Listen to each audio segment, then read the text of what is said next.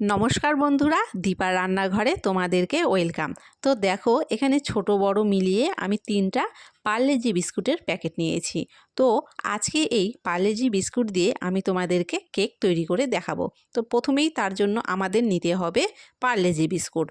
तो तोमरा केकटा कत बड़ो करबे तार उपरे निर्भर करे बिस्कुटटा व्यवहार करबे। यदि केकटाके बड़ो करते चाओ अवश्यई बिस्कुटेर परिमाणटा बेशी नेबे। तो आमी एखाने छोटो बड़ो मिलिए 3 पैकेट बिस्कुट नियेछि और बिस्कुटगुलोके पैकेट थेके बेर करे आमी एकटा मिक्सि जारेर मध्य दिए दिচ্ছি।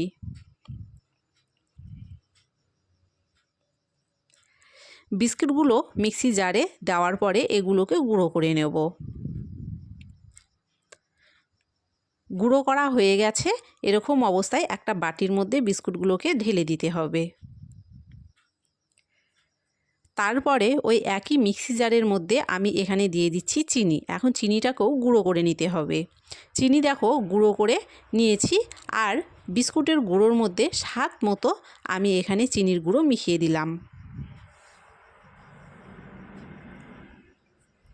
তারপরে এখানে আমি দুধ আগে থেকেই জাল করে নিয়েছিলাম, তারপরে ঠান্ডা করে নিয়েছি। সেই দুধ দিয়ে আজকের ব্যাটারটা আমি তৈরি করে নিচ্ছি।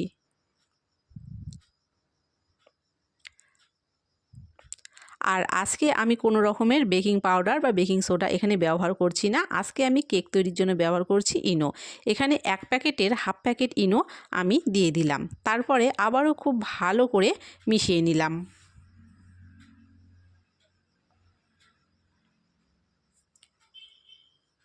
এর ঘনত্বটা ঠিক এরকম হতে হবে।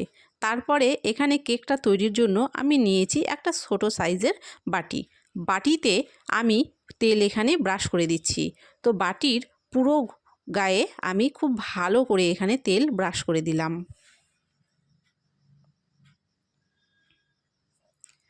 তারপরে আজকে কেক তৈরি করার জন্য এখানে কোনো বাটার পেপার বা টিস্যু পেপার আমি ব্যবহার করছি না। এখানে আমি ঘরে থাকা নর্মাল যে কাগজ হয় সেই কাগজ আমি এখানে ব্যবহার করছি। তো সেই কাগজটাকে আমি কেটে নিয়ে বাটির মধ্যে বসিয়ে দিলাম। তার উপর দিয়েও আমি তেল ব্রাশ করে দিলাম। তারপরে তৈরি করে রাখা ব্যাটার বাটির মধ্যে ঢেলে দিতে হবে।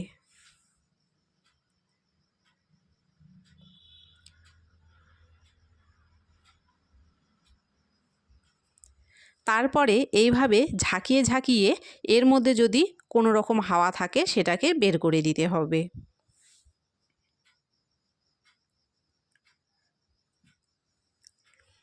এবারে ওভেনের ওপরে আমি একটা পাত্র বসিয়ে দিয়েছি আর পাত্রটাকে খুব ভালো করে গরম করে নিয়ে তার উপরে এরকম একটা পাত্র আমি বসিয়ে দিলাম।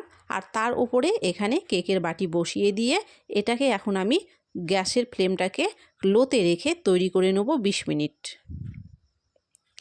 20 মিনিট পরে দেখো ফিরে আসলাম আর দেখো কেকটা কিন্তু অনেকটা ফুলে গেছে। তো একটা টুথপিক দিয়ে এখন আমি চেক করে নিচ্ছি কেকটা তৈরি হয়েছে কিনা।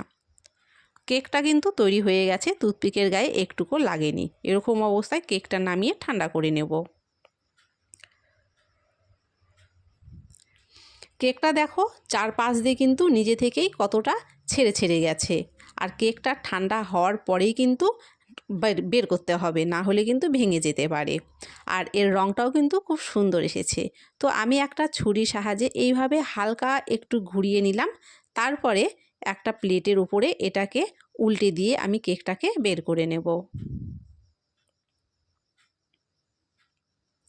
তো দেখো খুব সহজেই কিন্তু কেকটা এখানে বেরিয়ে গেল।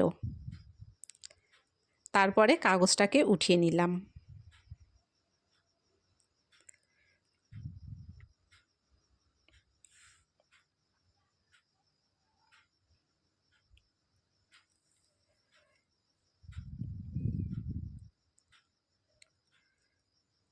ভেতর থেকে কিন্তু কেকটা খুবই নরম হয়েছে। এবারে কেটে দেখিয়ে দিচ্ছি।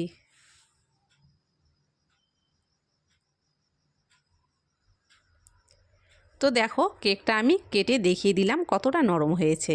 তো যাই হোক, আজকের আমার এই বিস্কুটের কেকের রেসিপি কেমন লাগলো কমেন্টে অবশ্যই জানিয়ে ভিডিওটিকে একটা লাইক করে দিও।